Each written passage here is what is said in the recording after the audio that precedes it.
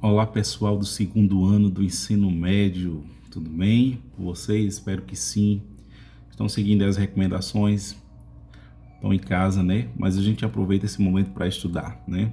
Pois bem, vamos continuar falando de Revolução Industrial, né? Inclusive eu passei uma atividade e já enviei a correção para vocês no grupo. Estejam olhando, qualquer dúvida, tirem as dúvidas comigo, certo? Se não entendeu alguma coisa não ficou tão clara, pode me perguntar que eu estou aqui para estar ajudando vocês, certo?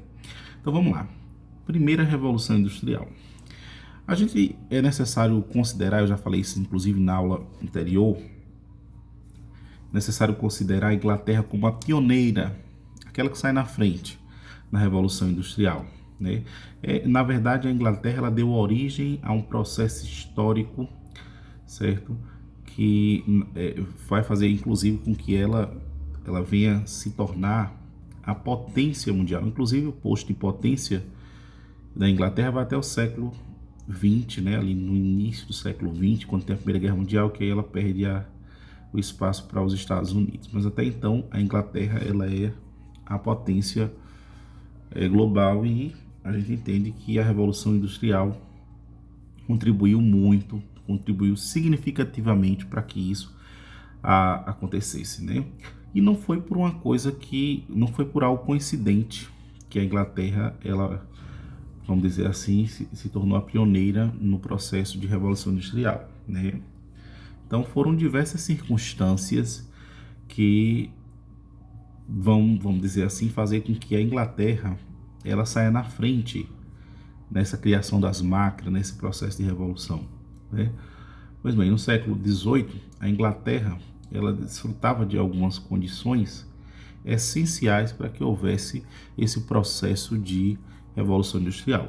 Uma das circunstâncias que a Inglaterra desfrutava era o do acúmulo do capital. O que é o acúmulo de capital? Então a Inglaterra ela vai ter, na verdade, ali uma burguesia abastarda, vai ter uma classe que já começa a trabalhar o capitalismo e que tem condições, né, para poder, vamos dizer assim, financiar essa criação das máquinas. Então, uma das circunstâncias fundamentais, ali nos primórdios da Revolução Industrial, é justamente esse acúmulo de capital. E aí, esse acúmulo de capital, ele é resultado não só, vamos dizer assim, do trabalho comercial, que timidamente já estava iniciando desde ali do final da Idade Média, mas também a gente tem outros fatores como o cercamento das terras, né, enclaustres, como chamava, as terras que eram aquelas terras comunais, onde as pessoas tinham acesso, né, era de todos ali, elas passam a ser cercadas, então você já tem ali a propriedade privada das terras, né, os donos das terras. A gente tem justamente o aquecimento, vamos dizer assim, do trabalho nas fábricas, né? Bom, esses fatores aí, eles vamos dizer assim, ser fundamentais para o processo que mais tarde se origina, que é a chamada Revolução Industrial, né? Pois bem, a Revolução Industrial, minha gente, é algo que demarca historicamente um período. Eu falei, inclusive, para vocês na última aula que no século XVIII a gente tem dois marcos históricos, né, que faz com que termine a Idade Moderna e comece a Idade Contemporânea. Do lado, vamos dizer assim, econômico, a gente tem a Revolução Industrial. Do lado político, social, nós vamos ter a Revolução Francesa. Então, esses dois acontecimentos no século XVIII vão impactar naquele momento ali a sociedade, e não só a sociedade dos seus países, Inglaterra ou França, mas de todo o mundo. Então, vai dividir a história, vai ser ali, no caso, a partir daquele momento até os dias atuais, nós vivenciamos o que a gente chama de idade contemporânea ou história contemporânea. A gente vai perceber que voltando a falar da Revolução Industrial, né? Com o advento da Revolução Industrial, as atividades agropastoris, ou seja, as atividades agrícolas, as atividades de criação de animais, não é que elas deixam de existir. Obviamente, até hoje a gente tem, inclusive no nosso país, ele tem um trabalho maior no lado agrícola, né, no setor primário, do que no setor secundário, que é a indústria. Porém, a importância maior vai se dar justamente à indústria. Isso porque, logicamente, a indústria ela vai gerar muito mais ganhos, ela vai proporcionar muito maior riquezas, né, para as nações, para as pessoas, do que a atividade agrícola. Bom, a gente vai perceber que esse surgimento das máquinas, esse aquecimento na produção de produtos, né? A gente vai ter mais produtos disponíveis no mercado. Os produtos eles vão ser produzidos em curto prazo de tempo. A gente vai ter um barateamento e uma coisa também que é muito importante, né? Aumenta-se a quantidade de indústria, a gente tem a concorrência, né? A concorrência ela tem o seu fato positivo, justamente porque é através da concorrência que a gente tem a melhoria dos produtos, né? Eu vou fazer melhor, que é para o meu produto ser vendido. Eu vou fazer melhor, que é para as pessoas, meu produto ter destaque, né? Adquirirem mais. E também a questão do barateamento, né? Porque a gente tem aí o jogo de mercado, né? Logicamente que as empresas hoje, vamos falar da atualidade, né? Então, venha para mim, venha comprar na Magazine Luiza, que o preço está assim, venha comprar na loja tal. Então, sempre dando a ideia de preço, e isso justamente é fruto da concorrência, né? O que é a concorrência? São várias empresas de um mesmo segmento que disputam no mercado capitalista o seu espaço, né? E aí a concorrência vai ter esse fator positivo, que é justamente fazer o barateamento, né? Um dos fatores positivos aí que a gente pode elencar da Revolução Industrial, né? Bom, várias coisas vai fazer com que aconteça a Revolução Industrial, como eu já falei, e essa Revolução Industrial ela não vai se resumir à Inglaterra, ela vai se espalhar pela Europa e pelo mundo, né? E aí a gente vai ter um dos impactos dessa Revolução Industrial, que é justamente a substituição, né, da mão de obra pelas máquinas. Então a gente vai ter uma máquina faz o trabalho de várias pessoas, consequentemente a gente tem ali o desemprego, né, que vai aumentar. Então o que é que acontece? Este empregado que antes detinha todo o processo de fazer o produto, todo o processo produtivo, ele agora se vê obrigado, porque ele é engolido pelas grandes empresas, né? Porque as grandes empresas oferecem o mesmo produto mais rápido, mais produtos disponíveis, o preço menor, e aí eles são engolidos. E aí eles se veem obrigados a vender a sua mão de obra, né? E aí, como eu falei na aula passada, nós temos duas classes na Revolução Industrial, surgem-se duas classes. A gente tem a classe trabalhadora, que é chamada de proletariado, quem trabalha é o proletário, né? É aquele que, por não ter os meios de produção, ele se vê obrigado a vender a sua mão de obra, em geral barata. Ah, mas por que os capitalistas eles têm até na atividade de vocês, vai perguntar isso na atividade da página 21, né? Por que os capitalistas eles têm esse poder, né, de mando sobre a classe trabalhadora? Tem porque, imagine você, a classe trabalhadora é muito maior do que a classe capitalista, né?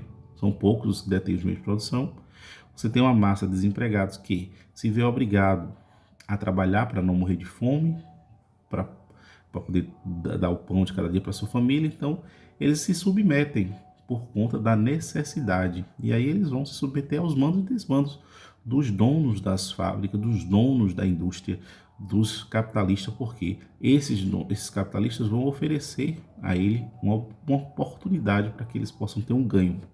Só que um ganho muito pouco, né? Porque a gente vai perceber que, infelizmente, a maior parte do lucro, né, fica com os donos da empresa.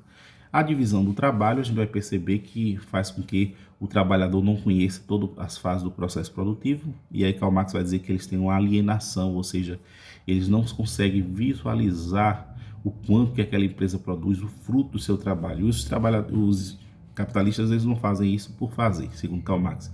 Eles fazem isso propositalmente para que o trabalhador não conheça, não saiba o potencial que ele gerou ali naquela empresa e com isso ele se veja ali de forma pequena, né? E com seus ganhos pequenos e tal.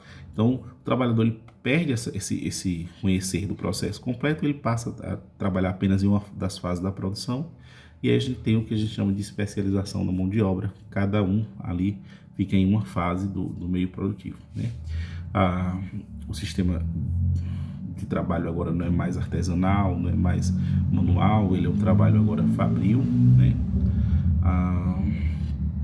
Teve os seus benefícios, obviamente, como a gente sabe, mas também teve os seus malefícios e justamente a questão da mão de obra, né? O trabalhador ele passa a ser visto, a sua mão de obra, segundo Karl Marx, passa a ser visto como mercadoria que pode ser negociada, né? Que pode ser